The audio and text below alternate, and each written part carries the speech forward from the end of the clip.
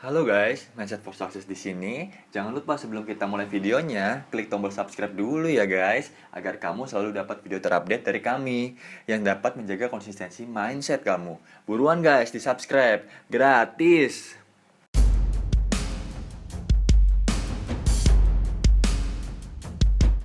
Halo guys, terima kasih yang udah klik video ini. Semoga kalian dalam keadaan baik-baik aja ya guys. Nah, buat kamu yang baru datang di channel ini, silahkan nonton video-video kami yang lain agar kita memiliki mindset yang sama dan kamu gak ketinggalan guys. Oke, pada pembahasan kita kali ini, kita akan membahas tentang cash flow quadrant. Nah, buat kalian yang belum tahu apa itu cash flow quadrant, saya saranin setelah menonton video ini, kamu beli bukunya Robert Kiyosaki guys. Dan kamu baca mengenai cash flow quadrant. Karena di situ akan dijabarkan lebih rinci guys. Tapi jangan khawatir guys, fungsi dari video ini adalah untuk mengupas tuntas apa yang akan kita bahas guys. Jadi kalian gak usah takut guys untuk mengikuti video ini, karena video ini berdasarkan kisah langsung dari para konglomerat guys. Yang tentunya saat ini saya juga sudah menjalankannya guys. Dan sekarang saatnya saya untuk mengajak kalian semua untuk kita bermindset sama guys. Oke, kita lanjut aja ya ke pembahasannya. Jadi guys, menurut buku Robert Kiyosaki, di dalam kita hidup, kita dikategorikan dalam 4 kuadran guys, yang bisa kita sebut sebagai cash flow quadrant guys. 4 kuadran tersebut adalah E, S, B, dan I guys. Apa aja itu? Nah, untuk E adalah employee, S adalah self-employee, B adalah business owner, dan I adalah investor guys. Setelah kamu mengetahui ada 4 kuadran tersebut, nah saatnya kamu mengetahui mana saja yang berada di kuadran kiri dan mana yang berada di kuadran kanan guys. Dan apa perbedaannya, kita akan bahas guys. So, yang berada di kuadran kiri adalah employee dan self-employee guys. 95% orang berada di kuadran kiri guys. Dan tentunya di kuadran kanan ada business owner dan investor guys. Dan gak banyak loh guys yang berada di kuadran kanan, hanya segelintir orang dan kemungkinan hanya sekitar 5% orang aja guys. Mengapa hal ini bisa terjadi? Hal ini bisa terjadi karena pendidikan kita yang memfokuskan dan memprogramkan kita untuk berada di kuadran kiri guys, di kuadran employee dan self-employee. Nah, kita akan bahas lebih rinci ya di antara masing-masing kuadran tersebut. Oke, jadi di kuadran kiri teratas dan pertama ada employee. Nah, employee ini seperti karyawan atau pegawai guys. Di kuadran ini sifatnya adalah kamu bekerja dan kamu baru mendapatkan uang guys. Jika kamu tidak bekerja, kamu tidak akan mendapatkan uang guys. Simpelnya adalah kamu harus mengikuti segala peraturan perusahaan dan setiap hari kamu harus masuk kerja untuk mendapatkan imbal hasil berupa gaji guys. Dan di kuadran employee ini sifatnya rutinitas guys, yang biasanya dikerjakan setiap hari Senin sampai hari Jumat. Dan kamu rata-rata memiliki waktu libur di hari Sabtu dan Minggu guys, atau di hari tanggal-tanggal merah.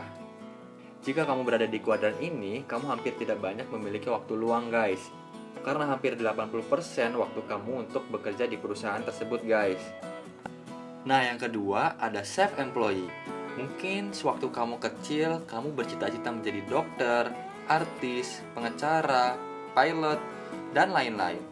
Nah, profesi itu adalah self-employee guys. Karena pada kuadran ini, pada intinya adalah ada job baru kamu dapat uang guys, baru kamu digaji. Kalau tidak ada job, diri kamu tidak bekerja, maka kamu tidak mendapatkan uang guys.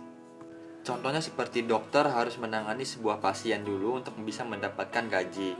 Seorang musisi harus pentas panggung dulu untuk mendapatkan sebuah gaji.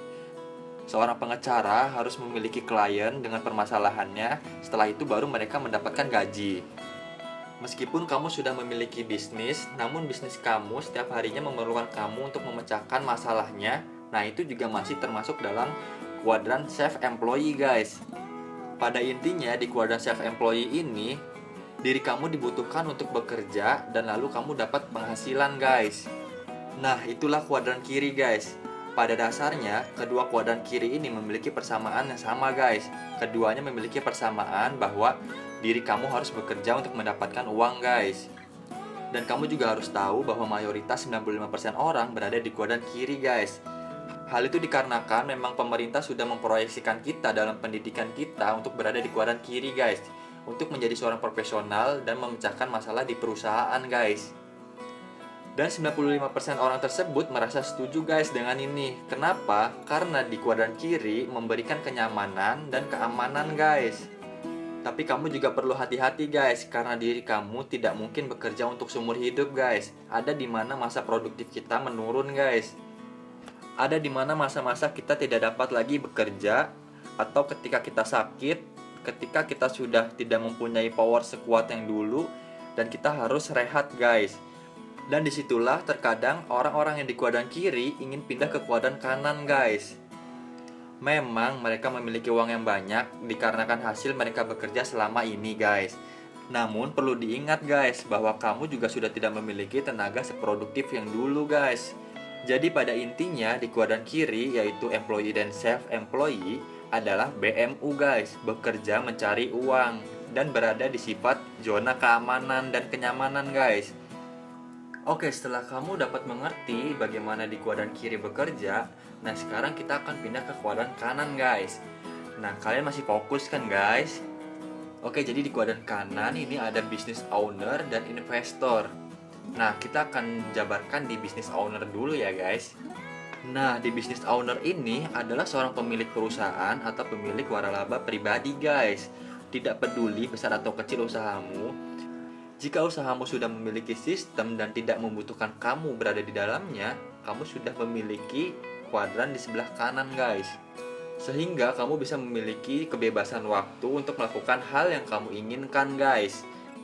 Bukan berarti leha-leha ya guys. Kebebasan waktu ini bisa digunakan untuk membangun aset yang lebih banyak guys dan lebih besar. Sehingga bisnis kamu semakin besar dan mendapatkan pendapatan yang lebih besar lagi guys.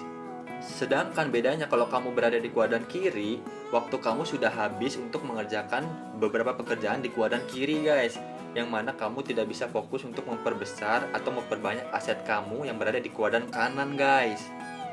Memang tidak banyak orang yang berada di kuadran kanan.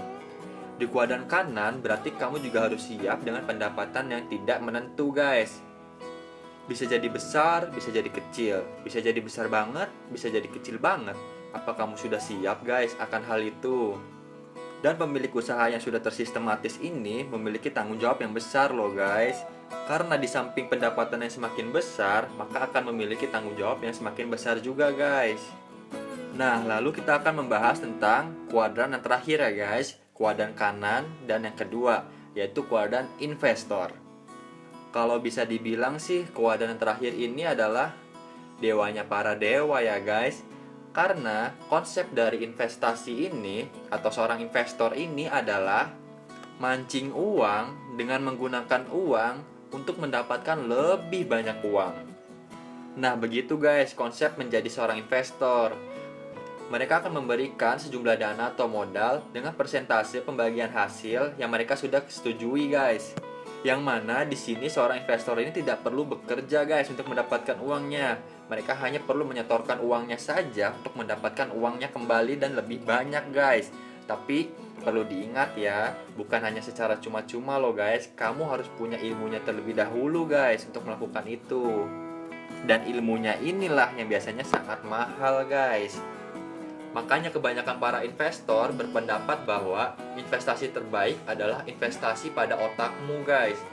Karena otak kamu dan diri kamu lah guys yang dapat merubah modal kamu menjadi sebuah profit atau loss guys.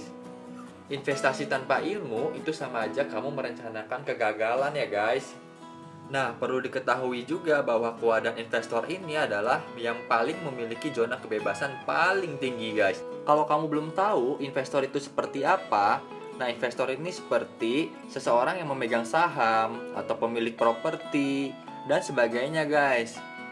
Dan pada intinya, dua kuadran kanan yaitu business owner dan investor ini adalah BMA guys, bekerja membangun aset.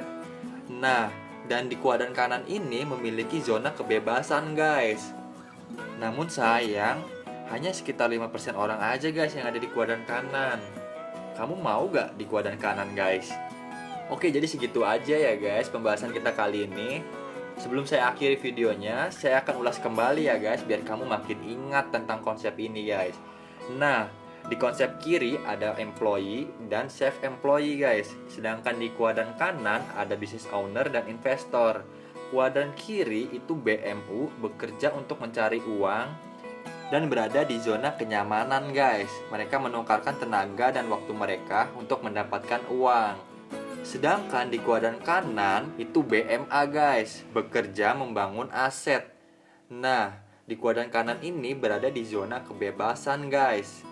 Gimana guys? Sudah mengerti kan guys?